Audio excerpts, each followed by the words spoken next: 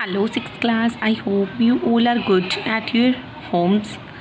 Today we will do your lesson 4 of geography, maps and their essential features. And we discussed about the components of a map. There are 5 components of a map, and we have discussed about the geographical coordinates and directions. Today we will discuss about the scale. Raja scale क्या होता है? कहते हैं scale ratio है map के distance के ऊपर, map की और एक्चुअल डिस्टेंस है जो ग्राउंड के अंदर, उसकी रेशियो को दिखाता है स्केल।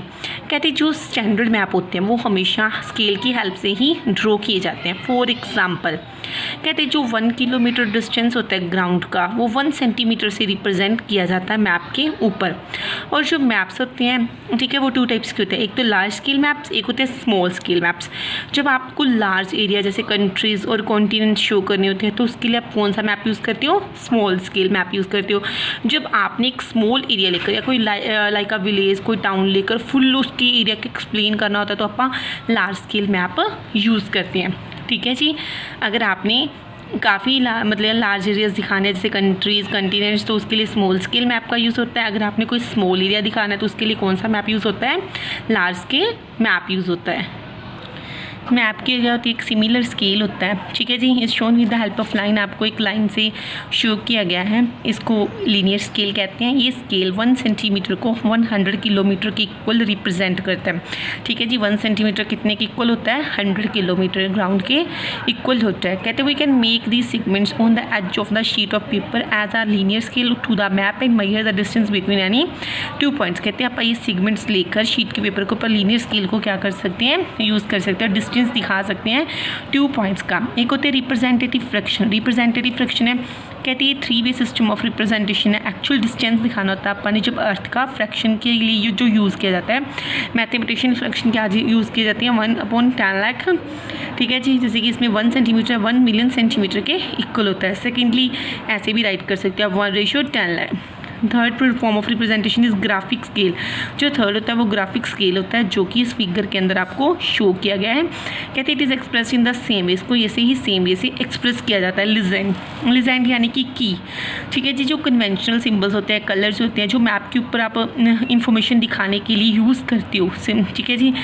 तो फीचर्स लाइक रोड्स है। अब देखो आप मैप के ऊपर ऐसे फुल रोड्स ड्रॉ कर दोगे, है ना, जैसे roads, wells, villages, huts, buildings like hospital, post office जो रिप्रेजेंट किए जाते हैं वो सिंबल्स की हेल्प से रिप्रेजेंट किए गए हैं। तो इसको क्या बोलते हैं? जो सिंबल्स दिए जाते हैं आउटसाइड द मेन मैप के ऊपर, उसको क्या बोलते हैं? लीजेंड बोलते हैं। जैसे ये देखो, ये हमारे कन्वेंशनल सिंबल्स हैं। अगर आपने मैप के अंदर मेटल रोड शो करनी है तो आप जस्ट ये वाला साइन दे देंगे। कन्वेंशनल सिंबल्स कहते हैं in order to make the symbols convenient and easy for common people.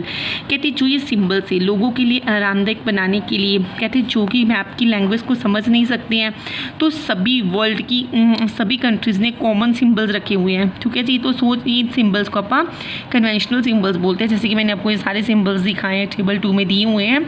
In any standard एक्लेसिटी like colour symbolises particular features, जैसे कि ओशियन, लेक्स और वाटर बॉडीज़ हैं ब्लू कलर से रिप्रेजेंट की जाती हैं। मैदान है वो आपको ग्रीन कलर से रिप्रेजेंट किए जाते हैं।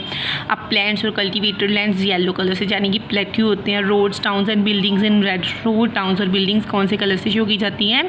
रेड कलर से शो की जाती हैं। फिर है अदर डायग्राम्स। कहते हैं बिसाइड, कहते हैं रिप्रेजेंटेशन ऑफ मैप्स की रिप्रेजेंटेशन के अलावा कहते हैं कुछ डायग्राम्स भी आप मैप्स के लिए पर्टिकुलर पर्पज़ के लिए यूज़ करते हैं। जैसे कि प्लान। ठीक है जी। जो प्लान होता है, ठीक है जी, वो diagrammatically represents every meter detail the features of a small area. कहते हैं इसके अंदर आप फुल स्मॉल एरिया को ड्रॉ कर सकते हो लार्ज स्केल मैप के ऊपर।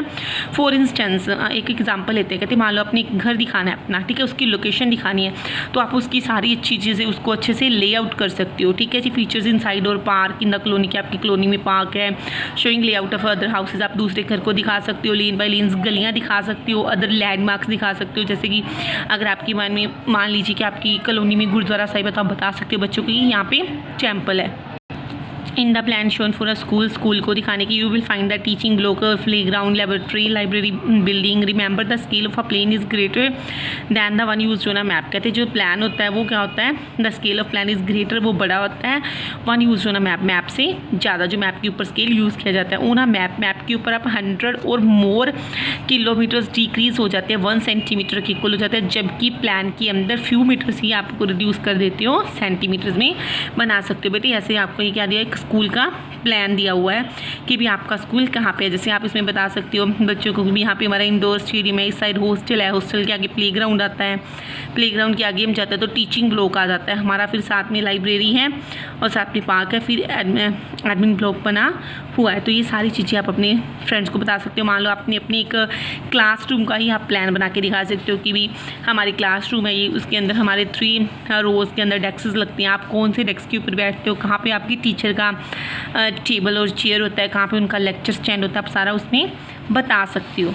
स्केच होता है बच्चे, स्केच क्या होता है, irregular drawing of the surface और any object without using any scale. इसके अंदर स्केल का यूज़ नहीं किया। इसके अंदर आप अपना क्लासरूम, अपने फ्रेंड का हाउस, नेबर, मार्केट सब कुछ शो कर सकते हो। स्केच है, कहते हैं इंपॉर्टेंट लैंडमार्क्स को भी यूज़ कर सकते आप स्केच से क्या कर सकते हैं, इंपॉर्टेंट लैंडमार्क्स क्या कर सकते हो, शो कर सकते हो अपने फ्रेंड्स को अपने घर का बताने के लिए। एरोज है स्केच के अंदर, सिग्निफाई करेंगे किसको, डायरेक्शंस को जो आपको फॉलो करने होंगे। It is not a perfect representation of the object, लेकिन ये किसी भी ऑब्जेक्ट की परफेक्ट रिप्रेजेंटेशन नहीं होती। Today geographical information system is an universal application. आजकल GIS है वो क्या बन चुकी है, यूनिवर्सल क्या बन चुकी है, एप्लीकेशन बन चुकी है जो हर एक नॉलेज के फील्ड में और एक्टिविटीज़ में यूज़ की जाती है। Therefore there is an increase in the importance of geographical tools like plan, charts and maps के ऊपर इसका जो यूज़ है वो बढ़ चुका है। They will have greater use in year to come, कहती है आने वाले सालों में जो GIS और GPS है उसका यूज़ और भी एक्सेस में होगा। Now we have to do true false. A sketch is a regular drawing of the surface. False. There are 4 immediate directions. True. हमारी 4 immediate सब directions हैं तो उसको intermediate directions भी कहते हैं। True. There are 4 types of maps. False. The art of map making is called geography. False. इसको geography नहीं कहते हैं, क्या कहते हैं, cartography कहते हैं।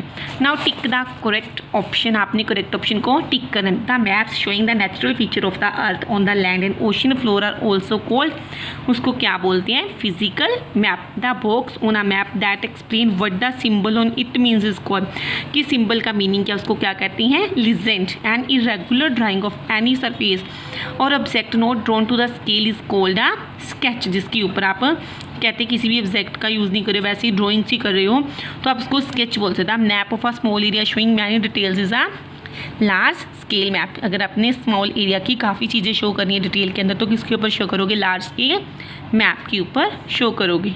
Now fill in the blanks. The art and science of map making is known as cartography. Maps generated by using GIS is known as smart map. इसको स्मार्ट मैप भी कहा जाता है। Maps showing political divisions of a region are called political map. Places on map can correctly be located by using geographic coordinates. Thank you all of you. Now you have to solve this book work on your book.